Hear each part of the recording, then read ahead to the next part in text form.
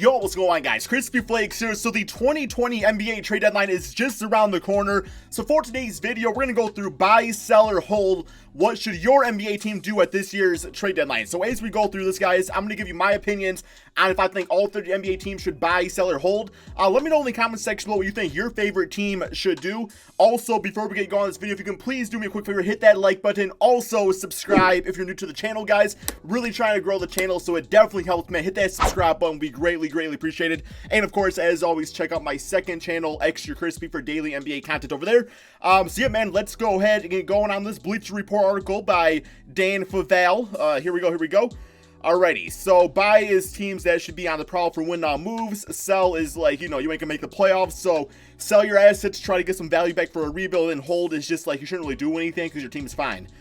So we got the Atlanta Hawks listed as sell, and this one I actually disagree with, because if the Atlanta Hawks were to start selling away, their young assets, it's like, yes, they very well could get Andre Drummond or Steven Adams. Those players are fine and everything. The thing is that I feel like both those guys will be available this NBA offseason if they so desire to go after them. In the meantime, if you get a guy like Andre Drummond, not only are you giving up assets, but also you are getting a guy that's going to help you at least win a few more games, which means less of a draft pick, because no matter what the Hawks do, they're not going to make the playoffs. I guess, like, best case, I think they could go on some crazy run and maybe get the 8th spot, but even that's not really helping your long-term plans. Meanwhile, you hold this season, just kind of work with what you got, work on Cam Reddish and increasing his value if you want to trade him away, and with players like that, and then eventually maybe you get that first pick in the draft and you get James Wiseman, and there you go. You don't need Steven Adams or Andre Drummond, although I think Adams is a bit more of a fit than I do with Drummond anyway. Next up, we have the Boston Celtics to buy conservatively. I actually do agree with this one. I wouldn't go off and do anything crazy. I'm going to use Andre Drummond to give as another example. They don't need a guy like that doesn't really fit their style of offense. I would much rather see them trade away, just like a minor piece to get a guy like a Derek Favors. I feel like if you got Derek Favors on this team, you could get him from the Pelicans for really cheap, and he's an instant plug and play, and he's going to bring this team some defense, and he's not going to cost much, and that just seems like the better direction if you are the Boston Celtics, as opposed to, fixing it if it ain't broke. Next up, we got to the Brooklyn Nets, and this one is to hold. Now, this is interesting. As of right now, Kyrie Irving just returned from his first game since like November or something crazy like that, and he started, it was kind of technically a shooting guard with Spencer Dinwiddie, and Dinwiddie did not really play all that good, and Kyrie Irving was like 10 for 11, absolutely crazy. So it comes down to, you have to decide what the long-term plan is, because Dinwiddie might be at the point in his career where he's like, yo, I want to be a full-time starter, I know what I'm capable of, I feel like I could really help a team out. So if that's the case, the Brooklyn Nets might actually want to look to trade him while his value is at an all-time high. Now, if they completely want to keep him and use him as a six-man, that's their plan, that's fine too. But Kevin Durant's not on this team yet. I mean, he's, of course, is still out with injury for this entire season, so it would be kind of weird to do anything too insane until you actually see what this team's capable of with Kevin Durant, one of the best players of all time. Next up, we got the Charlotte Hornets, and this is to sell. Yeah, I think we kind of look at this team right now, and we know exactly what they are. They're a team that have some really good young players. Love Devontae Graham. Terry Rozier is scoring like crazy too, man. He's scary Terry once again. And then it's like, you got PJ Washington, who I do respect as a rookie. He's been having a great rookie season.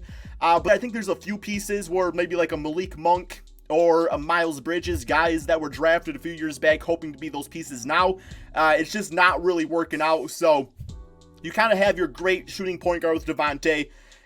What can they do to surround, the shooters of this team, the offensive players of this team, with more veteran options or just guys that kind of fit their long-term plans a bit more? I also like them to go for a better center. Not that Cody Zeller's bad.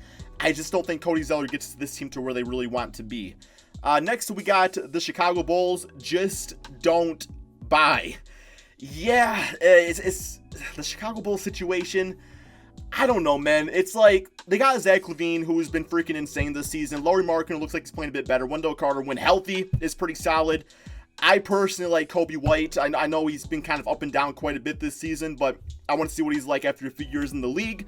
But it's just like, you could see a Chicago Bulls and their franchise and their fan base getting really impatient and trading away some of these young assets for some ridiculous contract of a player that's going to make them a better. It's going to be a cool name to get.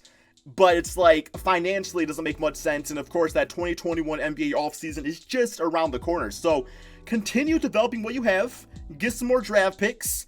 It's Chicago. I feel like a big name's going to want to go in there 2021. Maybe not. We'll see if they still got freaking Jim Boylan. Then maybe not. But, yeah, just work with what you got and, just continue the process of the rebuild. I did a big rant on my Twitter account a few weeks ago talking about how sometimes big market teams are so relentless to, rebuild because their fan bases get really impatient. It's like, you guys got a good thing going.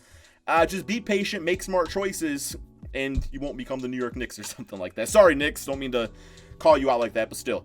We got the Cleveland Cavaliers. Sell. Yes. Kevin Love not having a bad season. I think Kevin Love, as he gets older, his body's going to continue to break down. But right now he's playing fine basketball. Fine to the extent where a team would be willing to take him on in his contract. Tristan Thompson a few days ago had a career high against the Detroit Pistons. There are going to be a lot of teams out there that are borderline playoff teams or just looking for that next piece that might be willing to take on guys like this. So why not? It's like, what's the point of keeping these guys on the roster? They don't really seem all that happy there, and they're not exactly leaning to wins. And by the time Darius Garland and Colin Sexton's ready to ball out, it's like these guys are going to be too old to really contribute anyways. So sell what you got while you can. Next up, we got the Dallas Mavericks, and this is to buy. I think I'm going to go more so with the Boston Celtics approach, and that is to buy conservatively. The thing about this team is that Luka Doncic, obviously MVP caliber player, Kristaps Porzingis, not exactly returning to form, but then they got a whole bunch of really, really great role players, depth players, some of the best in the NBA, guys that just know their role, and the chemistry is on point. So, I mean, I could see maybe where they want to go for another star piece, but at the same time, this team is just like what they're doing is completely fine. If they see a few holes in the offense or the defense where they're like, okay, we can go out and get another type of third or fourth option player that might be able to fix that. Okay, I understand that, but I wouldn't go off, train like Kristaps Porzingis or anything like that and getting really crazy with things. Just buy conservatively and work with what you got. I've heard talks of Andre Drummond. I don't know if that's it. I don't know if that's it for the long-term plans of this Dallas Mavericks team. I love what they're doing right now. Next up, we got the Denver Nuggets, and theirs is to buy. So, Jokic had a very slow start to the season. He's finally picking things up again. He's lost quite a bit of weight. He's looking good out there, man. Jamal Murray, of course, has that max contract extension that he got, so people are really questioning if he's really that second capable option out there to really, because Jamal Murray's a great player, but people are like, is he good enough to be the second option and win a championship? I could see this team maybe want to shake things up a little bit. I want to trade away Jokic, obviously, or even Jamal Murray. Now, there's an opportunity to maybe package a deal of Gary Harris and Paul Millsap, maybe a draft pick, maybe a Bobo, a young asset like that, and bring in a guy like, Drew Holiday, as we see in front of us, or a Bradley Beal. I'd be all for that. Michael Porter Jr. is looking like he's going to be as good as to be expected. I wouldn't trade him or anything like that. But yeah, maybe just a small little switch up. This team's got some really good depth, so I really do think they got the capabilities of packaging a few guys together, bring in another star player, but also kind of keeping that depth of their team intact. Next, we got the Detroit Pistons. Sell, everybody, man. Sell Luke Kennard and Sekou Demboya. I would keep both those guys. Everybody else is tradable as far as my opinion goes. Nobody's going to take on Blake Griffin's contract. He's probably going to be gone or out for the rest of the season, so he's going to be stuck on the team, obviously. Andre Drummond, it's just, if the Pistons know what's good for them, they're not going to bring him back next season to a Supermax contract, which he tried to get actually a Supermax extension before the season started. The Pistons said no. They offered him a significantly lower amount of money, so I don't really see those two sides really matching. Langston Galloway, a guy like that could probably get you a second round pick or maybe a decent enough veteran piece. Of course, you got Derrick Rose, who the Pistons say they will not trade him away unless he requests a trade. In my opinion, for one, I got to call out the people that say, save Derrick Rose or, save Derrick Rose from Detroit. Thing I got to say about Derrick Rose is that he was available for any one of these superstar contending teams to get in the offseason. Nobody took a chance on him. The Pistons did. He made the most of it. So, yeah, you can't really blame Detroit for giving the guy the opportunity. Now he's relishing in it. So it's not really saving him. Who knows? Maybe he would have went to a team, would have been coming off the bench, not getting as many minutes, not as part of the game plan. We would not get to witness what we are seeing now with D Rose. So, but at the same time, it's like, yeah, I respect what he does for Detroit, but out of respect for him, I would like to see him be able to contend for a championship. It would just be fun to watch. Next up, we got the Golden State Warriors. Sell with restraint. So that pretty much means, maybe not D'Lo, which I understand. If the Golden State Warriors are able to pull off some sort of crazy heist, because they have this really unique situation where they got the Splash Bros coming back next year. They got the Splash Bros coming back. But not only that, they have a great young point guard / shooting guard, however you want to list them, with D'Angelo Russell. But also, they're going to have like a top 3 pick in the draft. Like, literally, the Splash Bros, with those jump shots, man, they're going to be good to go for at least another 5-6 years, in my opinion. So, if you are able to pull off a heist and trade away that top draft pick, D'Lo, and bring in, like, Karl Anthony Towns, hell yeah, I'm doing that every single time.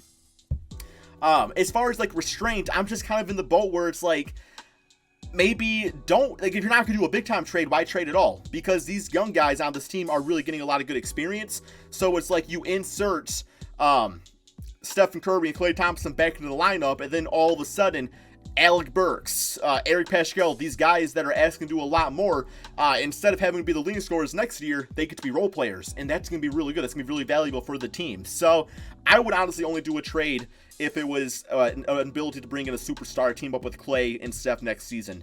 Next up, we got the Houston Rockets in buy mode. So yeah, I know one player in particular being Daniel House. His numbers are down quite a bit this season. He's been struggling as of late. The depth of the Houston Rockets, I mean, Eric Gordon's back making shots again, so they got that going for him. But the Houston Rockets are such an interesting situation because it's like, what exactly type of players do you think they should buy? I feel like a guy like Clint Capella works nice in this offense. That's a guy you want to keep around. PJ Tucker, you know, his defense can be fine. He's a corner shot 3-point guy that doesn't demand the ball. Somebody you definitely want when you're running James Harden with Russell Westbrook. So I don't really know. I guess it would need to be like an improvement of those type of players. Like if you can get an improved version of Tucker, which obviously would be like Robert Covington, sure, I guess in that in case you would probably want to buy. We got the Indiana Pacers, and this is to hold. Yeah, the Pacers, always one of those teams that just really shocked the entire NBA world. I feel like they don't really get enough credit, though. Not a lot of people talk enough about the Indiana Pacers, but plain and simple, they have an all-star caliber shooting guard, and Victor Oladipo coming back very, very soon. A guy like that can literally, especially for a team like the Pacers, can be the difference between getting like the 6th seed and maybe moving up to the 3rd seed or the 2nd seed even, if they really got it going. So yeah, Sabonis having a great season, Miles Turner's playing nice. Stick with it, see how Oladipo works out, and then if it doesn't work out, then okay, you can make him move in the offseason. For the Los Angeles Clippers, we have them in buy mode. I kind of disagree with this. Really, the only player that I would really like to see them go for, and this is just my own humble opinion, I've been saying this for months now, is like a Kyle Lowry. I feel like Kyle Lowry would be a great fit, just a great passing point guard, has chemistry with Kawhi Leonard championship aspirations, and then it would allow the Raptors, of course, to start building around Fred VanVleet. So that's really the only type of move I could see them make if they want to get more of like a natural point guard outside of Patrick Beverley. I know this team can kind of lack playmakers at times, so that's really the only move I could see them going for. Next up, we got the Los Angeles Lakers in buy mode.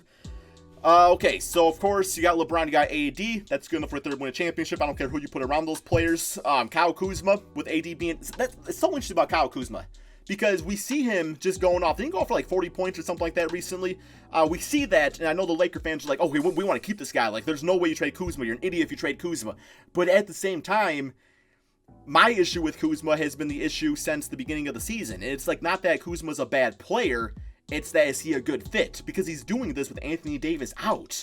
So once AD's back, is Kuzma going to regress to a player that doesn't exactly know his role? And if that's the case, is that a guy you want to keep around? Or do you want to trade him to a team? Because that's the beautiful thing about this now, is that Kyle Kuzma's stock is now up. So do you trade him for a guy to this Lakers team that is just a better fit? I don't know. It's so confusing, guys. You all let me know in the comment section below. Next up, we got the Memphis Grizzlies on a sellish mode. So, as you can see in front of you, that would be guys like Andre Iguodala, Jay Crowder, those older players that are actually playing good basketball. Outside Iguodala, who's not actually playing, but like Jay Crowder is a good example of a guy that's playing pretty nicely. Maybe Jonas Valanciunas, who I don't really know, with like Brandon Clark and Jaren Jackson and Valanciunas is a long-term piece on this team. He's playing great basketball, so I could see why Memphis Grizzlies fans wouldn't want to keep him around. But at the same time, it's like, it's the fit there long-term when you got those other guys out there, unless they're okay with using Brandon Clark off the bench, or maybe even as the small forward position, which I personally don't advise them to do, but that's just my opinion. But yeah, if you're able to trade Iguodala, Jay Crowder, get some second-round picks out of it, maybe some protected first-round picks, why not? Next up, we got the Miami Heat, and they are in buy mode.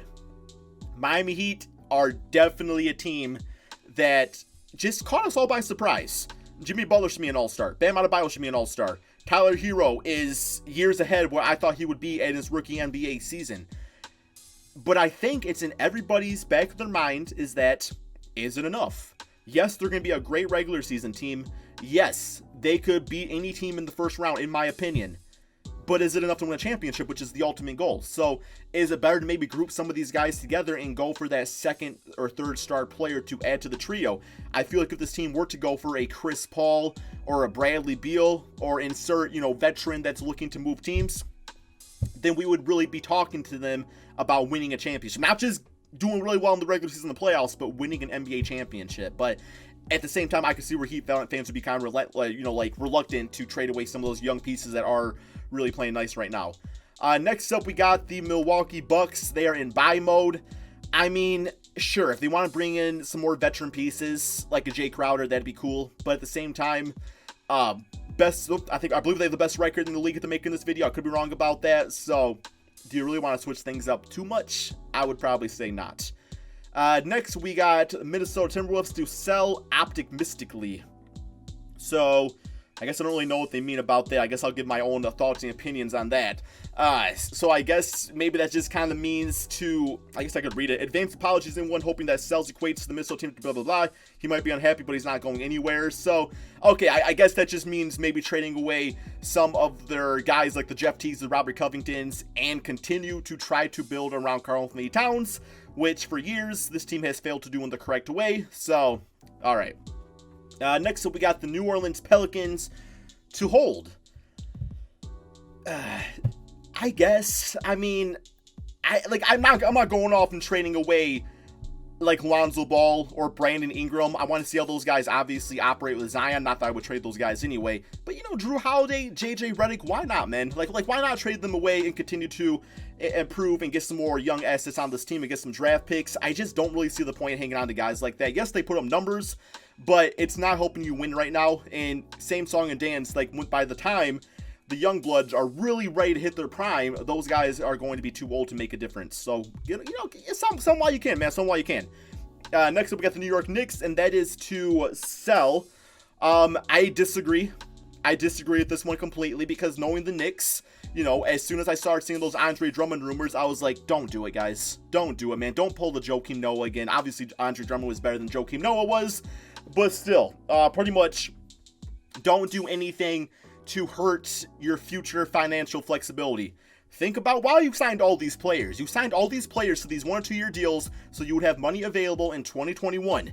Continue just what you got. I know it's not fun if you're a Knicks fan. RJ Barrett's developing. You guys are going to get a good draft pick. Do that. Don't do anything that's going to jeopardize your future like they've been known to do in the past. Next up, we got the Oklahoma City Thunder. Okay, we got hold for this one. Now, I could see them going all in on the rebuild and being like, trade Chris Paul, trade Gallinari, trade Steven Adams. This team's going to make the playoffs. Those guys stock at an all-time high, but it's going to make the 8th seed, or at least a first-round exit, you would probably think, if they were able to get a higher seed. But I also understand where this team has $1 billion draft picks already, so why not enjoy a good product on the court and just have fun with it? I could really see it either way. I have no problem with them holding on to their players and just kind of rocking with it and having fun. Next, we got the Orlando Magic to buy and sell. So that's doesn't really make much sense. I guess maybe bring in new players, but sell away other players. But if you're selling away your players, then you're obviously buying into new players. So that doesn't make much sense. Pretty much, I don't think they need to get rid of Aaron Gordon. I don't really think he's a great fit. I would actually like them to probably trade Vucevic at this point and really focus on the Markelle Fultz at point guard. Jonathan Isaac, of course, next season, because he's probably out for the season now with the power forward spot. Mo Bamba at the 5. That defense is amazing. And then, of course, bring in some shooters for the 2 and the 3 spot. If you want to hang on to Evan Fournier, he's a really good offensive player. I'd be okay with that. But yeah, Aaron Gordon just seems like a not great fit anymore. Next up, we got the Philadelphia 76ers in buy mode. So, I don't know. I follow a lot of 76er fans, and a lot of them just seem okay with what they have. They're cool. I mean, if you have the opportunity to bring in a shot creator off the bench, then sure. Obviously, Al Horford's numbers are down this season. The big reason is because he's not as big part of the offense as he was on the Boston Celtics. Josh Richardson, who's a 4th option now himself, just not. I mean, his scoring numbers are still nice, but on the Miami Heat, he was just a lot more of a focus point of the offense. So I guess if I'm the 76ers, it's such a weird situation. I'm okay with what they have on the core. I understand they have losing streaks, but overreactions, it's like, it happens all the time in the NBA. When push comes to shove, what they have on the core, I think, is good enough. And if I can do anything, it would be to improve the bench. So, yeah. All right, to next, we got the Phoenix Suns. Just don't buy. I have such a headache anytime I talk about the Phoenix Suns because I have no idea what to even make of them anymore. They had such a great start to the season. Devin Booker's great. Kelly Oubre's great. The only concern I really have is, for one, the starting point guard. Ricky Rubio's fine. He's not a long-term solution. And how better of a team, in my opinion, this team was when they had Aaron Baines playing center when DeAndre Ayton was out. But Aaron Baines is like 32, 33 now, so he's not really a long-term solution. It's just, is DeAndre Ayton the right fit for this team going forward? I don't know, man. You guys give me your assessments of the Phoenix Suns in the comments. Next, we have Portland Trailblazers to buy within reason. So that probably means not trading away CJ McCollum, which has definitely been talks out there. Hassan Whiteside, it's still a shaky thing with him where it's like his numbers are looking good, but his numbers are not really translating to the win column. So do you want to go ahead and sell Hassan Whiteside while his stock is high? Or do you like him in hopes that he signs to a pretty decent contract in the offseason? Of course, there's still talks of maybe bringing in like Kevin Love, which I very well could still see happening before the trade deadline. So that could happen. But at the same time, then you're really locking him up for about 2 or 3 seasons with his contract. So yeah, it's just a matter if these Portland Trailblazers believe that they could bring in some talent without having to really take on a big contract, or if they feel like they would need to convince, or go for a guy like Kevin Love because maybe they can't convince a big name free agent to come to play for the Trailblazers. Next up, we got the Sacramento Kings to sell. I do agree with this. The Sacramento Kings, for me, it just seems like there's a lot of good players on the team, but there's also a lot of bad fits. I obviously would still stick with Marvin Bagley. I would keep De'Aaron Fox. I would keep Buddy Hield. Bogdanovich, I would, because he's going to be a free agent after the season, so it's like, how much money do they really want to pay him? In my opinion, I would attach him to a deal with, he's literally right in front of me, and I'm completely blanking. Dwayne Dedmon. I would combine those two guys together, just because that's the only way you're going to be able to trade away Dwayne Dedmon's $44 million contract, and maybe just, put some new guys around the big trio of the team. For the San Antonio Spurs, we got selling is buying. So I guess what they mean by that is if you decide to trade DeMar DeRozan and LaMarcus Aldridge and go full-on rebuild, then by selling those assets, those older veteran players, you are buying into the future, and just maybe things will eventually work themselves out. Although DeMar has been playing good basketball as of late. With that being said, it might be a good time to trade him than if you are a Spurs fan. Or maybe that's the thing. It's like when a guy's playing bad, everybody's all just like, yo, trade that man. But as soon as they start playing good, even if it's for like a little bit, people are like, there's no way we trade this guy away. So you just kind of eventually make a choice. For the Toronto Raptors, we have hold. Yeah, the Raptors have been a victim of a lot of injuries this season. What we do know is Pascal Siakam has taken that next step as a player. Kyle Lowry, when he plays, is great. Fred VanVleet is, in my opinion, one of the better point guards in the NBA. Marc Gasol, Serge Ibaka, all great. I like OG Anunoby a lot. So it's like just focus on getting healthy for the playoffs and see what type of run this team can make. For the Utah Jazz, hold, yes, they already did their buying, and that was with bringing in Jordan Clarkson, which has proven to be some miraculous move that the GM of this team has made. He's been great for the team, but not only that, the team in general, man, has been 9-0 since getting Jordan Clarkson. That's crazy. So hold on to what you got. Whatever you guys are doing right now, it's working very, very well. And then finally, we have the Washington Wizards. We have Sellish. Now, once again, it's one of those cases where a lot of guys, you look at Davis Bertans, is putting up really good numbers. Now, of course, he will not be putting up these type of numbers on a championship team, but let's think about the Washington Wizards, or really even talk like that with the Golden State Warriors, that when you have such a bad team, you have a lot of guys that it's kind of like fool's gold, where they come off as a lot more valuable than what they actually would be. So if you're looking to rebuild, maybe sell some of these guys while you have a good opportunity to get some really good assets back for them. But that is the end of the video there, guys. We went through all 30 NBA teams. Give me your thoughts and opinions about it in the comment section below. I know, like, when I do all 30 teams like this, I can't really talk about it as much as I'd like to, because this is already like a 25-minute video. But no, it's still fun to do regardless. So yes, thank you guys all so much for watching. Be sure to drop that like, subscribe if you're new to my channel, and peace out, my friends.